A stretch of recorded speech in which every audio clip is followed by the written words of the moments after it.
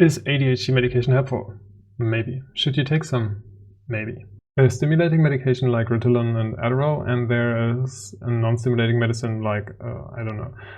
The stimulating medicine is literally hard drugs, like amphetamines and methylphenidates. What ADHD does to your brain is being hyperactive, hyperstimulated, and underfueled. Your brain can't handle that, and part of your brain goes into quiet mode, like a dolphin or a bird, mid-flight, sleeping with half their brains off.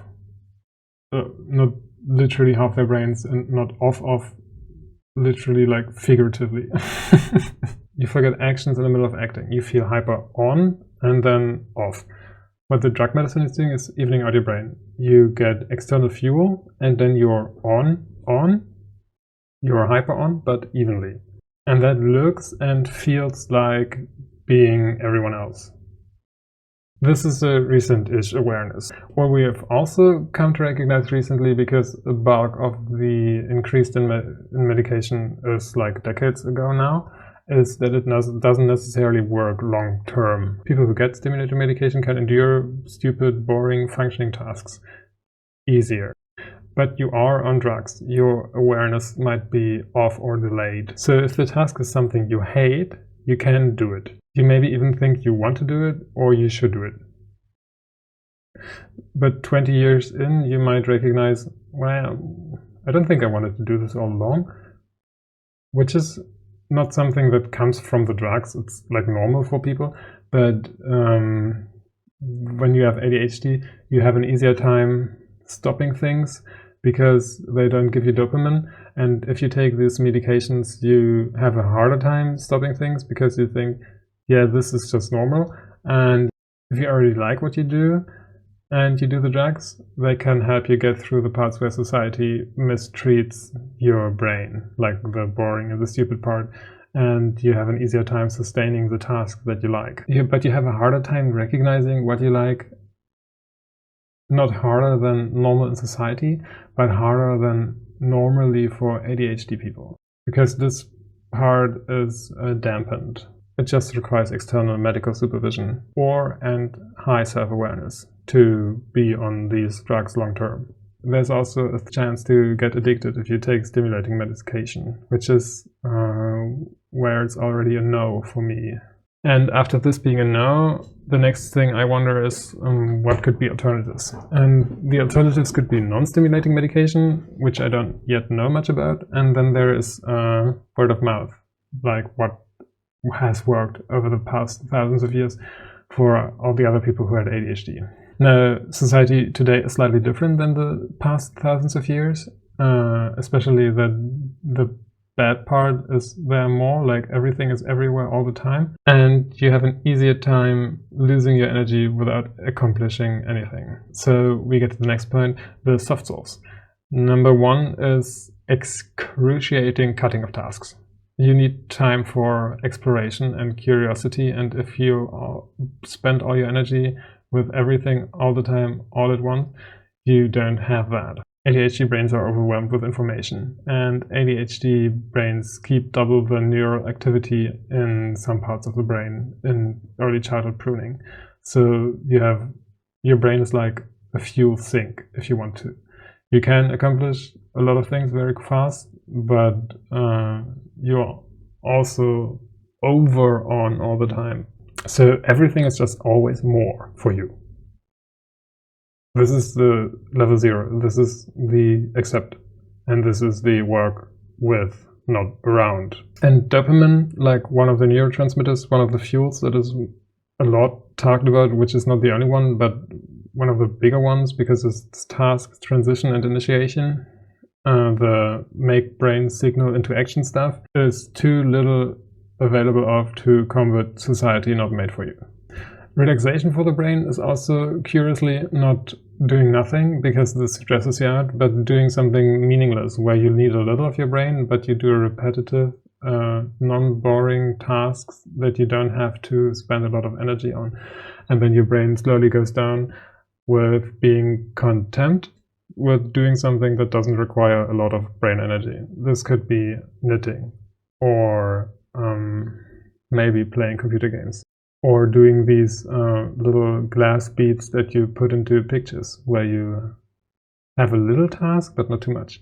And if you know one of these things that are half menial labors that you like, or that's a hobby of yours, you might want to take some time apart in the week or in the day to do that. Time box some time in for that.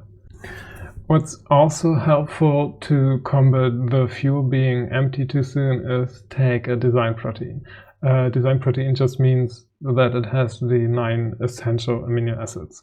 And the best time is to take this after waking up. This just helps your body optimally synthesize as much as it can through the day, because you have fuel readily available all the time. One other thing that might be helpful is taking L-glutamine.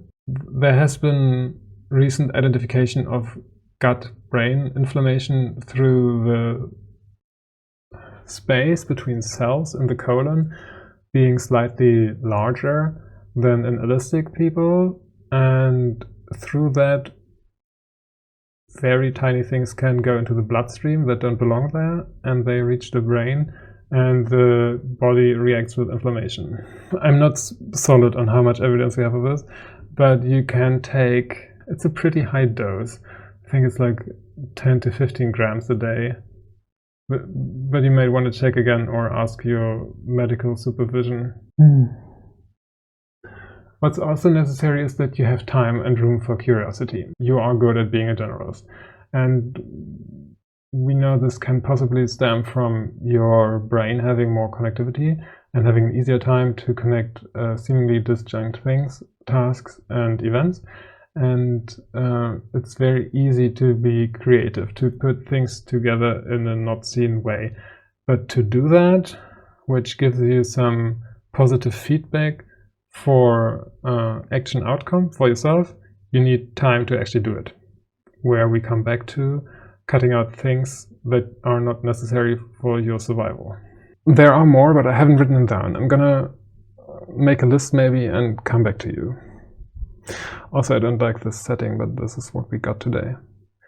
Thank you for listening. If you're into this kind of thing, I'm trying to approach this while I learn about my own neurodivergency in a scientific way. But you also have to keep in mind, I'm neither a doctor nor a therapist. I'm just a victim of the circumstance of figuring out later in life that I have it and how to live after I learned that I have it. And all the information that I gave is factually scientific, but possibly not given in the correct order or in the correct context, because I don't have the full context of a long-time ADHD researcher or doctor. What you can definitely take away is that there are several ways to go about living happily with ADHD, and what we find often is that people with ADHD live happy lives in curious, creative, self-employed situations. And what also helps is counterintuitive to have an external activator, like what you hate most. Structure is also something that helps a lot, because it is like having music on in the background to accompany task transition. You've maybe heard that the task transition problem can be partly overcome by having music running in the background, or a podcast or something. So your brain doesn't feel like there's a cliff it has to go off from one task to the next. And this is similar throughout life when you have a counterintuitive to your desires background task that you do every day, like a structure. This could already be your job. This is supposedly oral evidence only, especially helpful if you do something with your body and with your hands, because it requires a different awareness to being in the situation and the moment than just being in your brain. And this can throughout your life accompany you from transitioning from one moment in life to the next, because there's something that you repeatedly do all the time. Yeah. This is gettable, right? Pick wisely. If you want to struggle along with me, feel free. I don't think I will do these too often because there's not so much. I might get more aware and do more of them, but usually I just respond when someone else has a problem that I've already had and kind of solve on autopilot now that I spell it out for them. And this video today happened like this. And if this happens again, I'm gonna again copy it and make a video about this. Next time with prettier visuals, I promise.